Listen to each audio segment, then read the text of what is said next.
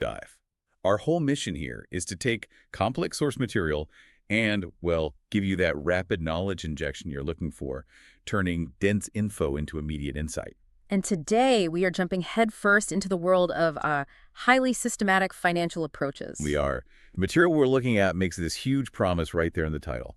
Precision trading, smart money, and ICT strategies. And that subtitle, for you, the learner, is really the main event. It's the architecture of what you're trying to build, mastering smart money concepts and ICT trading strategies. It implies a pathway, one that's systematic, not just random. Exactly. We're moving past just like casual market observations. We're focusing on a closed-loop system of analysis and then execution. So our mission today is to really understand the technical components, the nuggets, that link that big idea of smart money to the actual mechanical execution of what's called ICT. And we're going to define these concepts. We have to explore why this entire system demands such a high standard. Why precision? That's our starting point, isn't it? That high standard. Because when a trading system calls itself precision trading, it's setting the bar really high. It is. It's not just aiming for profitability, which, can sometimes happen just from sheer luck or volume. This is aiming for quality of entry, quality of exit. Okay, so let's unpack that first phrase. Why does the source put so much weight on precision specifically? Why isn't effective or, say, consistent good enough? I think precision in this context suggests a really tight integration with an underlying structure of the market. It implies a system that is designed to wait for, to identify, and then to execute only on those really high probability moves. With very specific criteria. With exacting measurable criteria for entry and exit. It's all about minimizing your time in ambiguous, choppy conditions and, well, maximizing confidence in your entire outlook. So we're not just looking for any move. We're actually waiting for the market to signal its intent within very specific, almost like coordinates. And that level of confidence has to come from somewhere. It requires a foundational understanding that goes way beyond just looking at a surface level chart, which I think leads us right to the first big technical element, the smart money concepts. SMC. SMC is the foundation. It's the analytical framework, the intellectual map, if you will.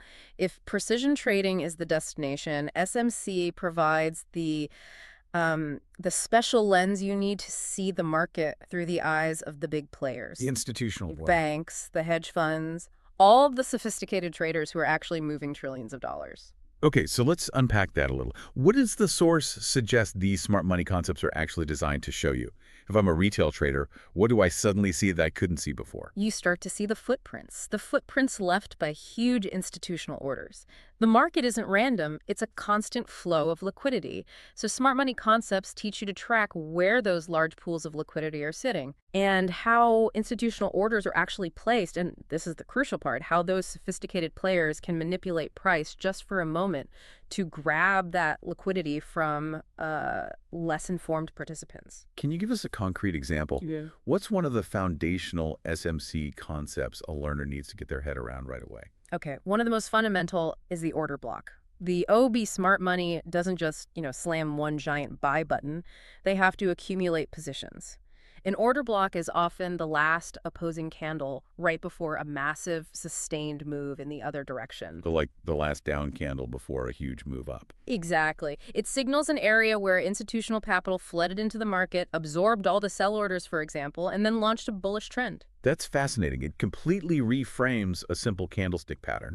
It becomes a signal of institutional intent. It does. So if I can identify an order block, I now know that if the price ever comes back to that specific zone, smart money might still be there, ready to defend or even add to their position. And that hugely increases the probability of a reversal or a continuation right from that spot.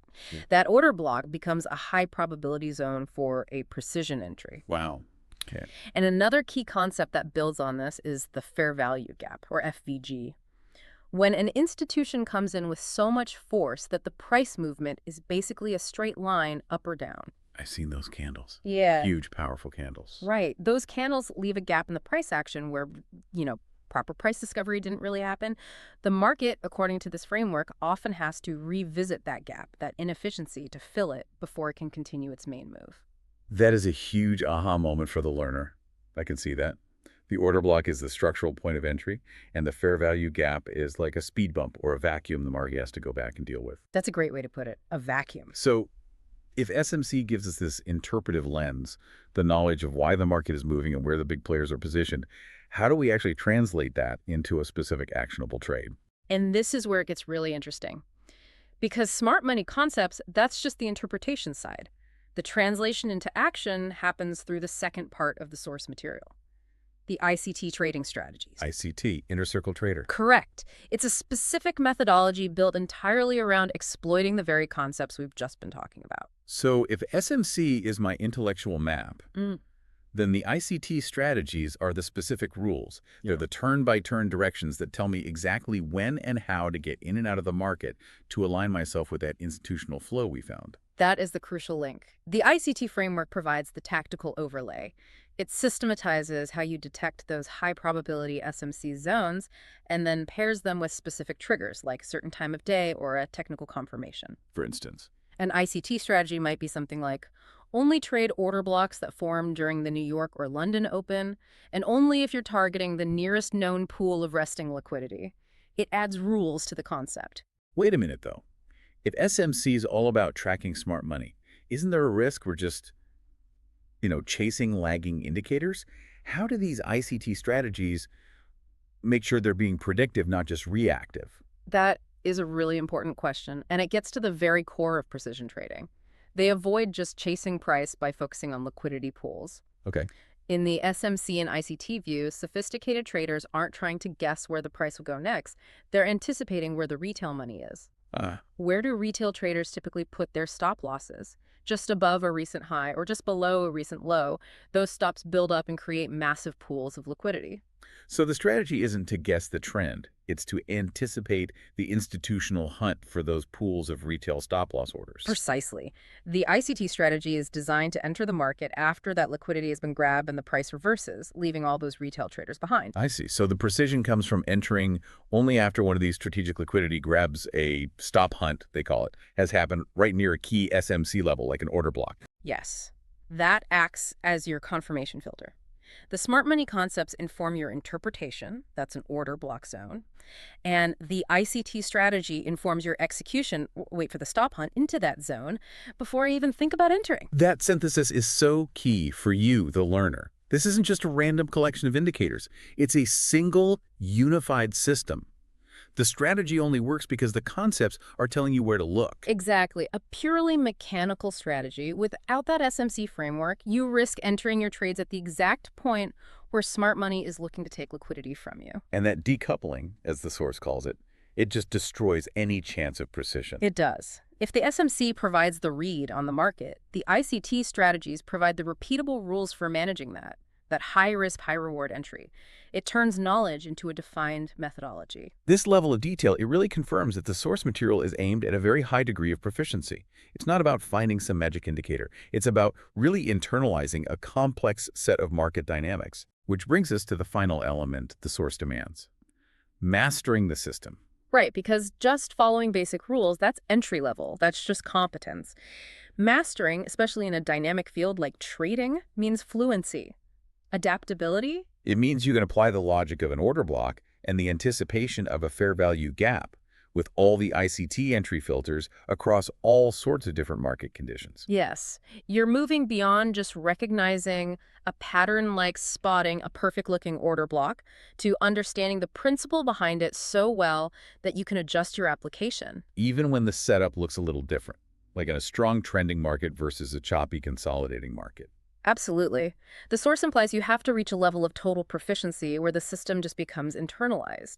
The trader needs to be able to deploy the strategy almost unconsciously while the conceptual framework is guiding their bigger picture assessment. It's the difference between knowing the definition of a fair value gap and knowing the 2 or 3 ways an institution might manipulate price to test that gap before the real move actually kicks off. That's it. It's proficiency that goes beyond the textbook example. And that fluency is the ultimate goal for you, the learner. It lets you filter out all that, that retail noise.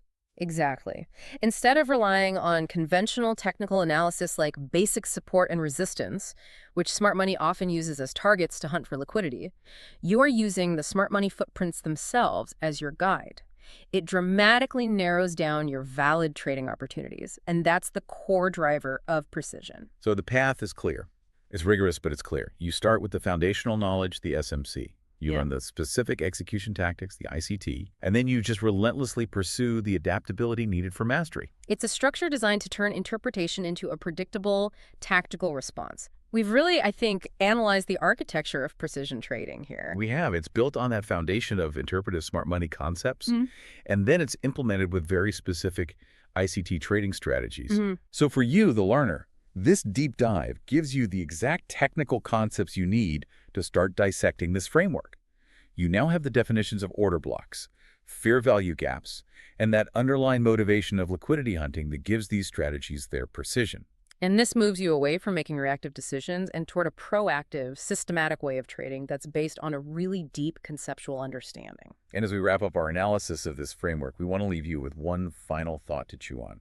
We've established that these ICT strategies, informed by smart money concepts, are designed to target institutional order flow and retail stop liquidity. Now, consider the next frontier. Since these strategies rely on tracking market inefficiency, like the price discovery problem we see with the fair value gap, what happens to the long-term effectiveness of these systems if a critical mass of traders genuinely masters and applies them? Does the very efficiency gap they're designed to exploit start to close?